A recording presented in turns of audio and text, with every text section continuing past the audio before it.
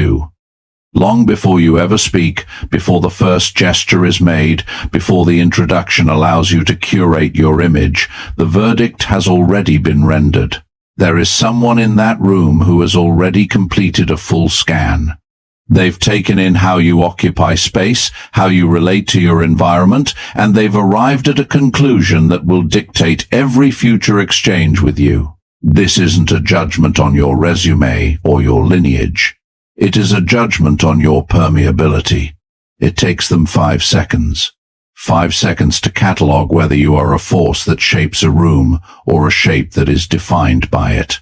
5 seconds to note if your gaze meets theirs with the weight of a statement or the lightness of a request.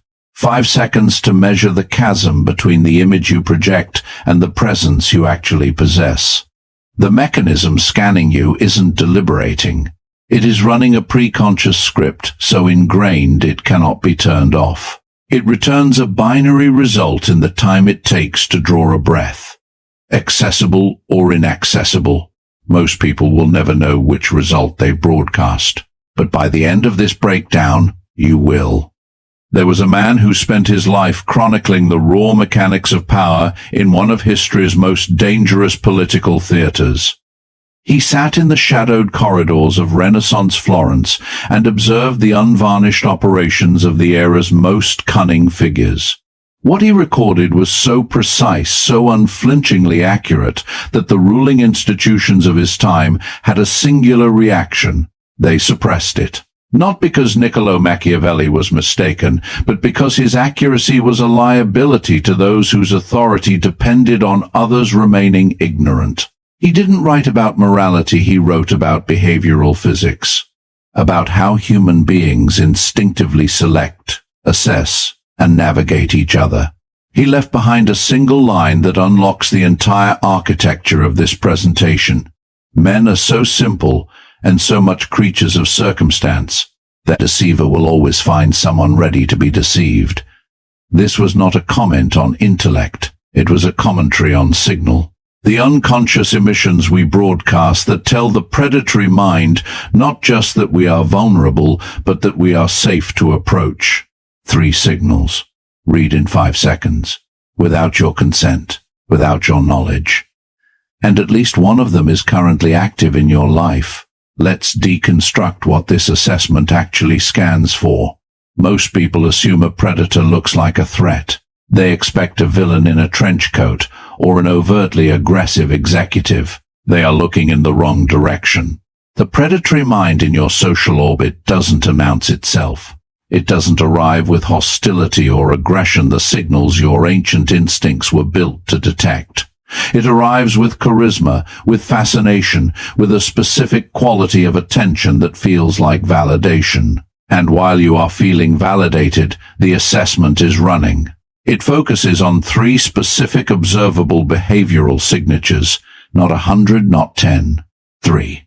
Because the predatory scan isn't comprehensive, it's efficient. It isn't searching for your biography. It is searching for the answer to one question. Is this person safe to engage? Not physically safe, safe for exploitation. Meaning, will they resist? Will they push back? Will they enforce boundaries? Will they recognize the encroachment before it has fully occurred? Or will they absorb the transaction and rationalize it? 3 signals answer this, and they answer it in 5 seconds. 1. The texture of your silence. The first thing a predatory mind reads isn't your words or your wardrobe. It is the quality of your stillness, specifically whether you possess any. Observe a man as he enters a space. Not the loud one, the quiet one. Watch what his body does in the initial moments before he anchors himself. Does he survey? Does his attention dart around seeking a familiar face, a source of validation, a confirmation? He belongs. Does his posture subtly adjust, recalibrating based on the feedback the room gives him? Or does he simply arrive? Does he occupy space the way a mountain occupies a landscape without negotiation, without waiting for the landscape's approval before settling into his own mass? These are 2 different men. And the predatory mind reads the difference in under 2 seconds. The man who scans is transmitting one piece of information louder than any other. His internal equilibrium requires external input. He needs the room to offer him recognition before he can fully occupy his own presence. A man whose state is dependent on external input is a man whose state can be manipulated by managing that input. This is the entire predatory calculus encoded in the texture of your silence. This is what behavioral science calls baseline autonomic assessment. It's a subconscious reading of a person's fundamental nervous system state through micro-behavioral responses to the environment in the first moments of entry. You are not deciding to broadcast this, you are broadcasting it automatically. Think of the last time you entered a room of strangers. What did your body do? Where did your eyes go? If your posture was seeking something from the room before it settled, you were broadcasting. And the observer who knows how to read this signal received that broadcast before you even crossed the threshold. Marcus Aurelius, Emperor of Rome and the most powerful man of his era, wrote in his private journals a line that reads less like philosophy and more like a tactical manual for this exact moment. You have power over your mind, not outside events. Realize this, and you will find strength. He was writing about stillness as a strategic advantage. The emperor who carried his own silence into every room could not be destabilized by the room's reception. He didn't need the room's approval, he brought his own. The predatory personalities in the Roman court never successfully manipulated Aurelius as they did others. Not because he was smarter, but because he was still. Stillness communicates to the predatory scan. This person's internal state cannot be accessed from the outside. And if it cannot be accessed, it cannot be controlled. The assessment concludes. High resistance. Move on. But here is the specific manifestation most men miss because it doesn't happen in grand moments. It happens in micro moments. You're in a meeting. Someone makes a comment that is subtly dismissive. Not aggressive, just dismissive. The kind of remark with perfect plausible deniability. Your posture shifts. Your jaw tightens. Your response comes a fraction of a second too fast. You didn't explode. You moved microscopically. But the predatory mind in the room noted the movement because it answered the only question that matters. Can this stimulus move him? The answer was yes. And yes means there is a control panel. And the predator just located the first button. 2. The vector of your focus. The second signal is more subtle and more costly when broadcast. It is the direction of your energy. Specifically, whether your focus flows outward, signaling need, or whether it is self-contained, signaling sufficiency. Let's be concrete. When you walk into a room of people you want to impress, where does your focus go? When you speak to someone whose approval matters, what does your body do?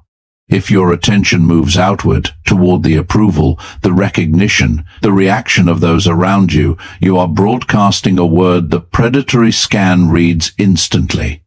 Available. Not available socially. Available operatively. Available means your internal economy is running at a deficit. You need something from the external environment that you are not generating internally. A man who needs external input can be controlled by managing his access to it. This is called approval-seeking behavioral signature. It manifests in patterns. The laugh that comes too readily, the reply that arrives too quickly, the eye contact that checks for affirmation after every statement. Think about this scenario. You make a statement in a group. After you speak, do your eyes move to a specific person to gauge their reaction? Not obviously, just a half-second glance. In that half-second you have communicated, I need this person's validation for my words to feel valid. Therefore, their validation is a resource I am dependent on. Therefore, withdrawing their validation is a lever that can produce a behavior in me. The predatory mind notes the half-second. They note the target. Now they know the leverage point. Now they know that managing your relationship with that person or simply simulating the withdrawal of their approval will yield the behaviors they require. all from a glance you didn't know you made. Now consider the version of this that happens at home. The way you behave differently when the person you are most afraid of losing is watching. The version of yourself you perform for the relationship you deem critical to your happiness. Your energy, your warmth, your effort spikes when the relationship feels insecure and drops when it feels safe. The predatory personality in an intimate context doesn't need a manual to read this pattern. They discover that when they are warm, your energy flows outward, giving, pleasing. When they are cool, your energy chases, explaining, over-providing. They have discovered the volume dial for your effort is in their hands. You installed that dial through every moment you allowed their emotional temperature to govern your behavior. This is called variable reinforcement dependency, the same mechanism that makes gambling addictive. The inconsistency doesn't reduce the seeking behavior, it intensifies it. The cold shoulder followed by warmth. The distance followed by closeness. Each cycle deepens the dependency, calibrating the dial further. Now, what does this look like from the outside? A man broadcasting outward energy. Looks like a searchlight. He generates enormous heat and light, but he is directing it all at a specific target, waiting to see what comes back. The problem is, the sun does not wait for feedback. A star generates heat regardless of whether the planets appreciate it. The moment a sun starts waiting to see what comes back, it stops being a star and becomes a searchlight. And a searchlight communicates one thing. I am looking for something I do not have. The predatory scan sees the searchlight and notes the absence. Whatever it's seeking, approval, validation, confirmation, is the leverage point. Find what the searchlight seeks, and you find the control mechanism. 3. Your reaction to a threshold. Before the predatory mind commits, it runs one final check. This time, not passive, active. It tests you, not openly, with plausible deniability. A casual remark that could be nothing. A small intrusion that could be an accident. A brief interruption that could be thoughtlessness. The test is designed to look like normal social friction. What it's actually measuring is your response to low-level social pressure. Specifically, do you register the test? Do you respond to it? And if so, how? The worst possible response and the most common is reaction. The man who reacts, who shifts, who responds faster or louder or more defensively than the moment required, has just provided the most valuable data. He has demonstrated that low-level stimuli can alter his behavior. This is called probe testing. It's an instinct, not a conscious decision in most predatory personalities. It's the same instinct that makes a wolf test the fence line before committing to the approach. They are not choosing to test you, they are testing you the way water tests the shoreline, automatically, continuously, finding the path of least resistance. Consider the casual interruption. You are speaking. Someone cuts across you, not aggressively, just casually, as you would cut across someone whose contribution you considered optional. How do you respond? Do you stop? Do you trail off? Do you push through? What you do tells the predator everything about your tolerance for boundary violation. If you stop and defer, you communicate that your contribution can be interrupted without consequence. That's a boundary without enforcement. And a boundary without enforcement isn't a boundary, it's a suggestion. Consider the dismissive comment. Someone says something slightly diminishing about your work, not hostile, casual. What do? Do you over-explain? Do you defend? Every additional sentence you produce in defense is evidence that their opinion has access to your internal state. You are telling them the dismissal landed. You are telling them dismissal is a reliable lever. Consider the Schrödinger's joke.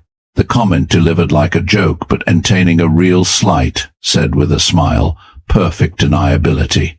If you react, you're oversensitive. If you don't react, the slight stands. Most men react, not because they are weak, but because the comment was engineered to make non-reaction feel like capitulation. The correct response is not laughter nor defensiveness.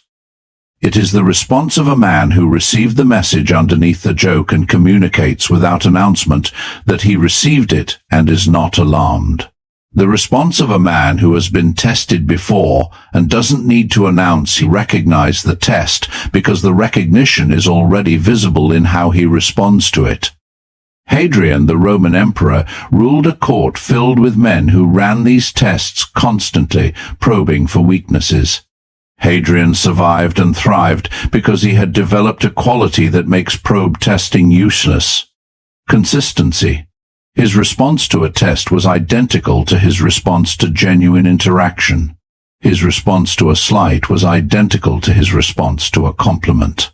Not because he didn't register the difference, but because his internal anchor was so deep that the difference did not produce a visible differential in his behavior.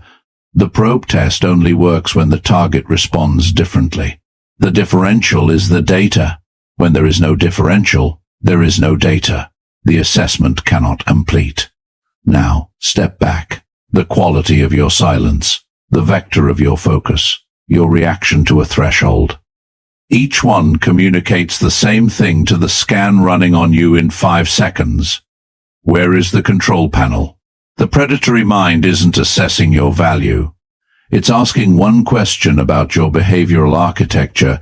Where is the stimulus that alters your state? Where is the dependency that can be managed? Where is the threshold that, once found, produces a predictable response? The man who has done the work, who has built genuine stillness, contained his focus, removed his differential, does not have a visible control panel. And the predatory scan, which runs automatically in the minds around you, receives one conclusion: there is nothing to work with here. That conclusion ends the assessment before it can become an approach. If this breakdown produced that cold, specific recognition, the recognition of seeing a signal you've been broadcasting named for the first time like this video, it means this content found the right person. Subscribe if you haven't. This channel isn't here to comfort you. It exists to change how you operate in every room you enter. What I've given you today is what this platform allows. There is a deeper layer beneath this. The specific counter-protocols for each of these signals. The exact moves that not only eliminate the broadcast but actively signal to predatory personalities that the assessment has been run. And the result is: do not proceed. The mechanics of how these minds are identified before they complete the approach. Those frameworks exist behind the join button.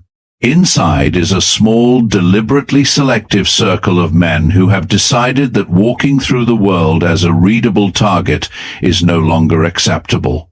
Men who want the complete system, not the introduction. You stayed until the end of a presentation that required something from you. Not passive watching. Active confrontation with your own behavioral signals. That is not Amen. Guard that capacity the way this video told you to guard everything else. The scan is running right now in every room on every man who enters it. The only question is what it returns when it runs on you. Make sure it returns one answer, not this one. I'll see you in the next one.